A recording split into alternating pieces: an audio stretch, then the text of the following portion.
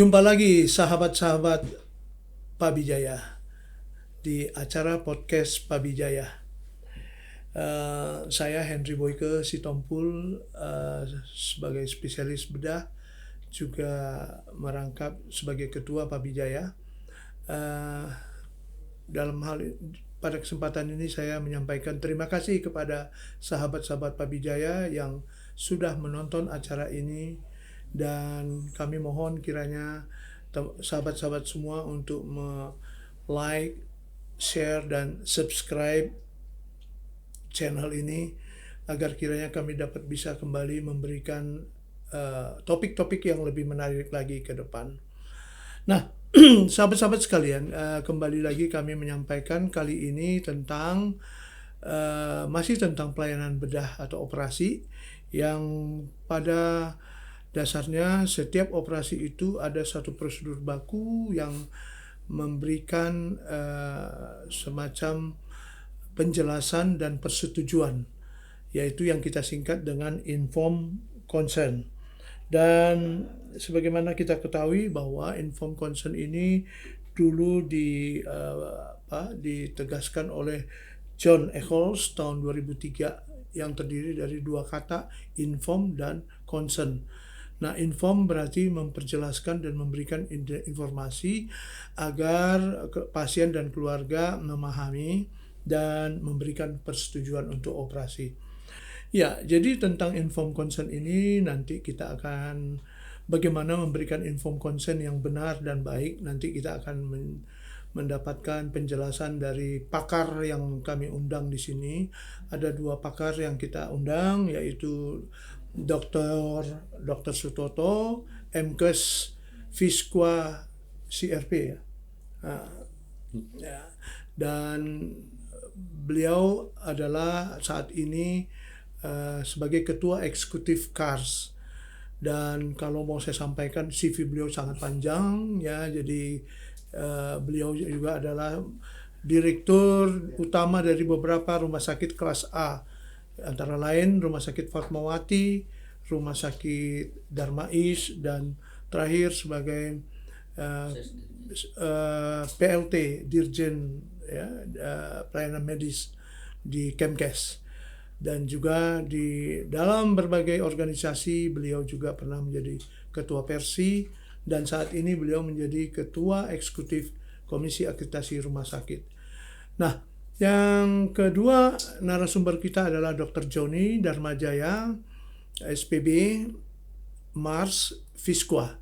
Beliau juga adalah seorang praktisi ahli bedah dan juga sering menjadi manajemen di rumah sakit dan pernah menjadi direktur RSUD Karawang ya, dan pernah dalam organisasi menjadi ketua PP Pabi, dan saat ini beliau di KARS sebagai ketua divisi IT KARS ya, Dr. Joni ya. Ya, baik Dr. Sutoto, Dr. Joni, terima kasih sudah bisa hadir di sini. Sama-sama. Ya, dan kami senang sekali, dokter, sehat semua ya, Dok ya. Alhamdulillah. Ya. Amin. Baik. Pertama saya tujukan dulu kepada Dr. Sutoto pertanyaan saya. Jadi Dr. Sutoto, sebagaimana tadi pengantar bahwa informed consent atau penjelasan kepada pasien oleh seorang dokter bedah atau dokter lain di dalam melakukan tindakan-tindakan harus diberikan secara jelas dan rinci agar pasien mengerti dan memberikan persetujuan. Nah, Dr. Sutoto, bagaimana kira-kira cara memberikan informed consent yang benar dan yang baik? Silakan Dr. Sutoto. Ya. Terima kasih Dr. Boyke, sahabat dokter bedah yang saya hormati. Jadi setiap tindakan atau prosedur yang akan kita lakukan kepada pasien, kita mesti mendapatkan persetujuan. Tergantung dari tindakan tersebut. Untuk tindakan-tindakan yang risiko tinggi, maka kita harus mendapatkan persetujuan yang disebut dengan informed consent. Ada juga tindakan atau prosedur yang risikonya rendah, seperti misalnya EEG, terus EKG, itu risiko rendah, itu cukup dengan general consent, ya. Jadi intinya adalah meminta persetujuan dari pasien terhadap tindakan tersebut setelah pasien diberi penjelasan yang lengkap, ya, mengenai diagnosisnya, kemudian tindakannya, manfaat, termasuk risiko dari tindakan tersebut. Nah, itu harus dijelaskan sampai pasien paham betul, dan kemudian menandatangani. Di dalam hal ini pasien diminta tanda tangan untuk 2 hal.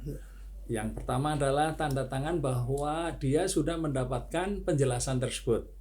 Yang pertama. Yang kedua adalah menandatangani bahwa dia setuju atau menolak tindakan yang akan diberikan. Ini kalau informed consent. Tapi kalau tadi tindakan-tindakan yang risikonya rendah, ya, dengan general consent atau persetujuan umum.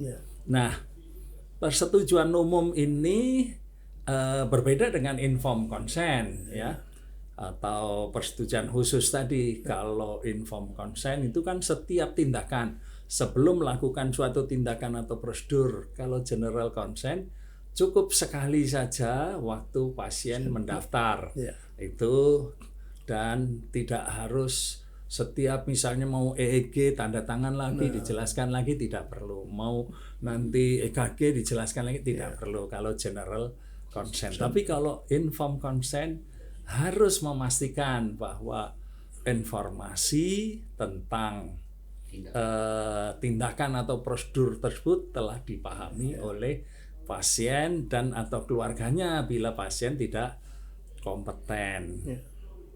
Yang jadi masalah adalah seringkali masih ada pola pikir atau mindset kita, para teman-teman di rumah sakit, dokter di rumah sakit, menganggap informed consent ini sebagai tugas administratif.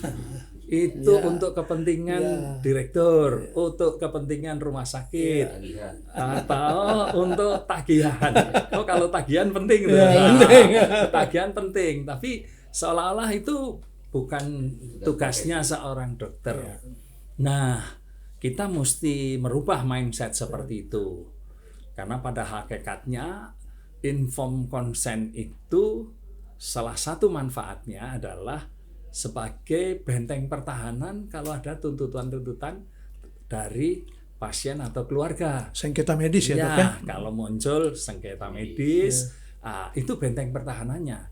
Sebab kalau bentengnya tidak ada, artinya kita mengerjakan informed consent tidak dengan baik dan benar, itu berarti sudah benteng pertama sudah bobol. Dan selanjutnya nasib kita akan. Jadi mindsetnya informed consent itulah yang akan membentengi kita apabila ada sengketa medis. Jadi yang paling berkepentingan terhadap informed consent itu sebetulnya bukan pasien, bukan rumah sakit juga ya berkepentingan, tapi yang paling berkepentingan adalah dokter. Yang melakukan tindakan atau prosedur itu. Jadi harus dilakukan dengan baik dan benar. Jadi ada unsur yang pertama, ya, adalah tadi kan ada 2 bagian, ya, penjelasan dan persetujuan. Yang pertama harus memastikan dulu bahwa penjelasannya itu sudah tercakup sesuai peraturan perundang-undangan. Ya.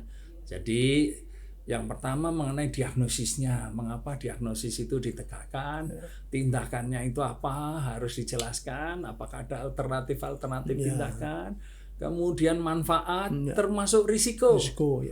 Nah, ini yang sering teman-teman dokter itu kurang begitu senang kalau harus menjelaskan risiko, karena khawatir pasiennya nanti takut jadi nggak mundur gitu.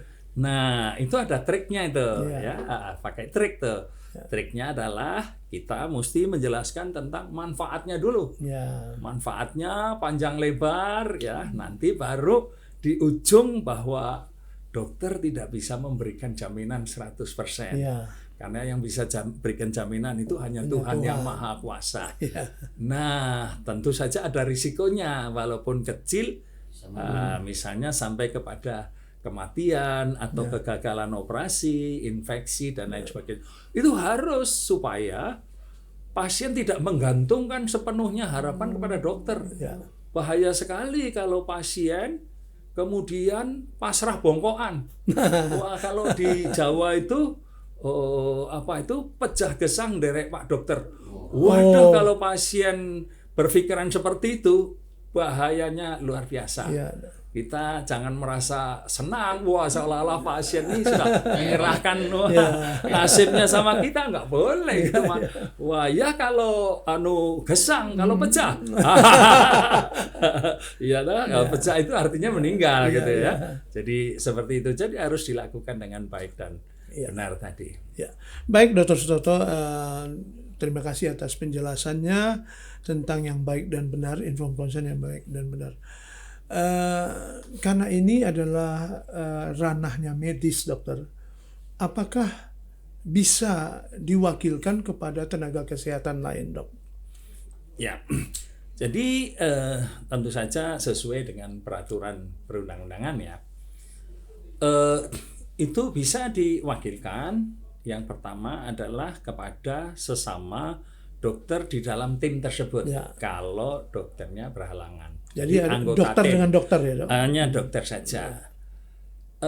Tenaga kesehatan lain itu bisa ditugasi untuk memperinci langkah-langkah yang harus dilakukan pasien. Tetapi tidak boleh diserahkan pada tenaga kesehatan lain.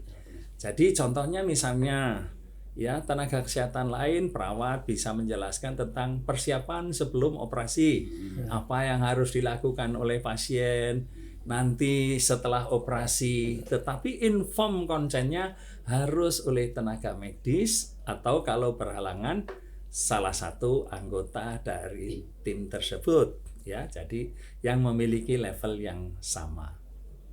Ya, baik dokter. Sesuai dengan peraturan yang dibuat oleh Konsil Kedokteran KKI, dia punya template untuk informed consent. Apakah diperbolehkan untuk membuat template informed consent yang sudah tercetak begitu, atau harus tulis tangan, dok? Baik, ini saya kira pertanyaan yang sangat strategik ya, karena sebetulnya dokter, apalagi dokter bedah itu paling kurang suka kalau harus tulis-menulis ya. Tadi kan ada dua elemen, penjelasan dan persetujuan. Kalau persetujuan nanti tulisan isinya kan semua sudah bisa ditulis oleh pasien atau petugas ya, untuk di dalam format tersebut. Tapi di kolom penjelasan itu ada minimal yang harus dijelaskan, mulai dari diagnosisnya tadi ya, alternatif tindakan-tindakan termasuk tadi manfaat, risiko dan lain sebagainya. Itu sangat baik kalau dilakukan dalam dua metode. Yang pertama adalah penjelasan. Jadi yang kedua adalah dalam bentuk tertulis yang sudah baku. Ya, misalnya melakukan tindakan appendektomi, sudah dibikinkan penjelasan tertulis dan itu nanti bisa ditempelkan di informed consent-nya, tetapi dokter tetap wajib menjelaskan secara garis besar tadi untuk poin-poinnya, diagnosisnya, manfaat, risiko dan sebagainya secara garis besar. Nanti dokter bisa menyampaikan kalau ingin lebih detail, ini sudah saya kasih nih penjelasan yang tertulis. Nah, di situ juga boleh lebih bagus lagi kalau ada tanda tangan dari pihak pasien dan dokter. Karena informasi itu harus memberikan kesempatan kepada pasien untuk bertanya, apakah sudah jelas? Nah, kalau sudah jelas berarti buktinya nanti tanda tangan. Jadi menurut saya sangat penting sekali kalau penjelasan dengan dua metode. Ya. Lisan dan Tertulis, tertulis. ya. Tertulisnya panjang lebar, lisannya garis besar. ya. Itu saya kira sehingga dokter tidak banyak membuang waktu untuk menulis ya, apalagi kalau sudah pakai handscreen kan malas itu ya. Dan tulisannya juga asal lagi. Nggak terbaca. Nggak terbaca.